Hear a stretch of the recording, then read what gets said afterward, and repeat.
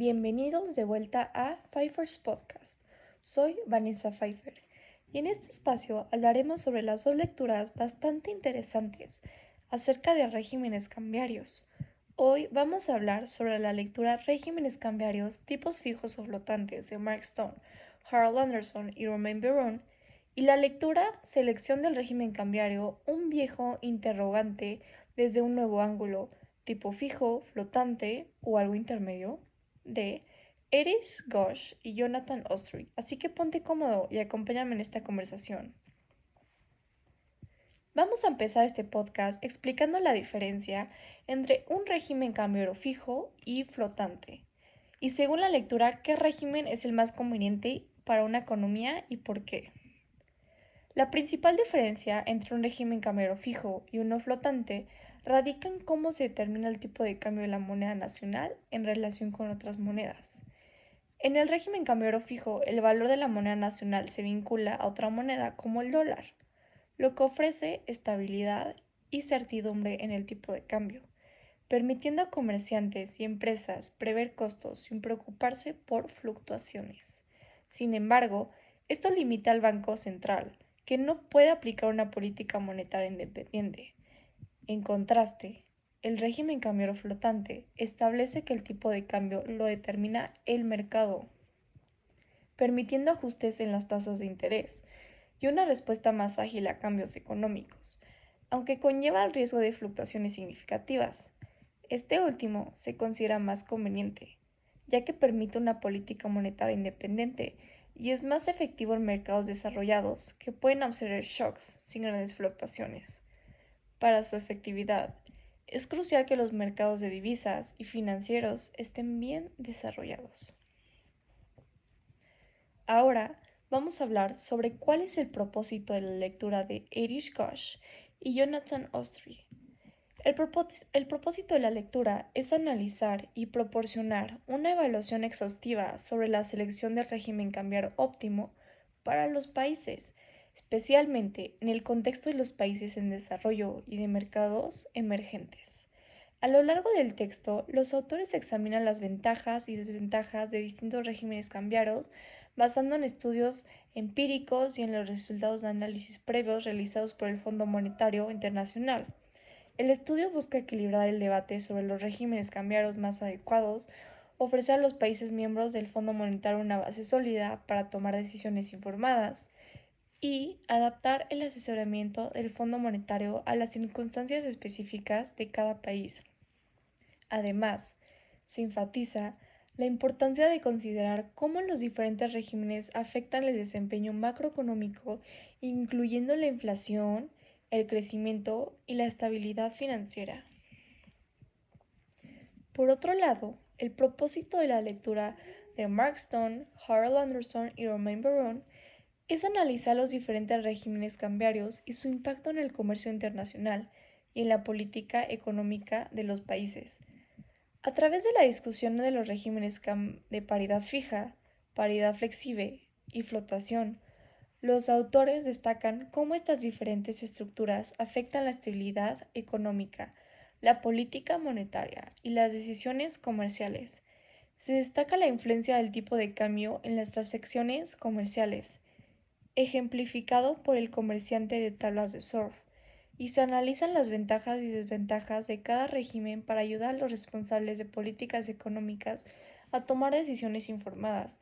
Además, se abordan las tendencias actuales y futuras en la evolución de estos regímenes, considerando la liberalización de los mercados financieros y la interconexión económica global, y se enfatiza la importancia de la clasificación del Fondo Monetario Internacional para establecer un lenguaje común en temas cambiarios.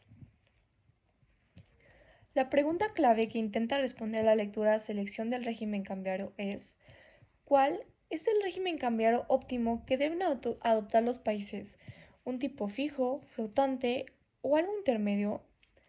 La respuesta es que la lectura analiza las ventajas y desventajas de los distintos regímenes cambiarios, concluyendo que no hay un régimen único óptimo.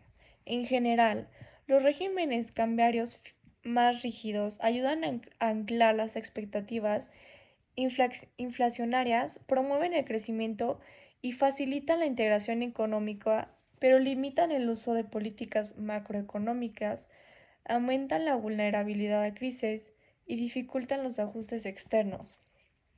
Por lo tanto, la selección del régimen más adecuado debe considerar las circunstancias específicas de cada país, equilibrando estos aspectos para lograr un desempeño macroeconómico óptimo. Por otro lado, la pregunta clave que intenta responder la lectura de regímenes cambiarios es ¿cómo influyen los diferentes regímenes cambiarios en el comercio internacional y en la política económica de los países? La respuesta es que la lectura explica que los regímenes cambiarios, ya sean de paridad fija, paridad flexible o flotación, tienen un impacto significativo en la estabilidad económica y en las transacciones comerciales. Los tipos de cambio determinan el valor de la moneda nacional frente a otras, lo que afecta la planificación de importaciones y exportaciones. Además, se discute cómo la elección de un régimen cambiario influye en la política monetaria de un país, la capacidad para manejar crisis económicas y el grado de certeza en las transacciones internacionales. Por lo tanto, la elección de un régimen cambiario es crucial para los países, ya que condiciona sus decisiones económicas y comerciales en un contexto global cada vez más interconectado. Finalmente, vamos a pasar a la selección de conclusiones de la lectura. Sección Regímenes cambiarios, tipos fijos o flotantes. Vuelta a lo esencial. La importancia de los regímenes cambiarios radica en que afectan el valor de la moneda nacional en el comercio internacional, influyendo directamente en la planificación de costos e ingresos. Existen diferentes tipos de regímenes, entre los cuales se encuentra la paridad fija, dura, que establece un vínculo con una moneda fuerte, ofreciendo estabilidad, pero limitando la política monetaria del país. Por otro lado, la paridad fija con flexibilidad blanda permite cierta variabilidad en el tipo de cambio, aunque puede ser vulnerable a crisis financieras. En el régimen de flotación, el tipo de cambio es determinado por el mercado, lo que otorga independencia monetaria. Sin embargo, este sistema requiere mercados financieros robustos para funcionar eficazmente. Desde 1990, muchos países han declarado tener regímenes más flexibles, aunque en la práctica operan con sistemas de cambio fijo o dirigido. Esto genera un desajuste entre los regímenes de jure y de facto, ya que hay discrepancias entre lo que los países afirman tener y lo que realmente aplican, motivadas por el deseo de ser percibidos como economías orientadas al mercado. De cara al futuro, se prevén dos caminos posibles: la creación de bloques monetarios que reducen la cantidad de monedas independientes o la coexistencia de múltiples monedas bajo diferentes anclas nominales, cada uno con sus propias implicaciones económicas. Finalmente, este análisis subraya la relevancia del régimen cambiario en la política económica y el comercio internacional. La conclusión de la lectura Selección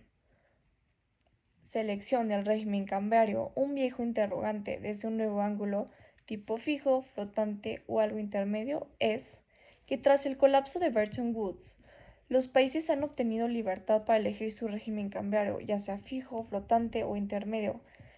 Aunque es esencial contar con una base sólida para esta elección, a lo largo del tiempo las economías en desarrollo han evolucionado en sus preferencias, pasando de vincularse a monedas fuertes a cuestionar la viabilidad de esos vínculos debido a crisis económicas pasadas.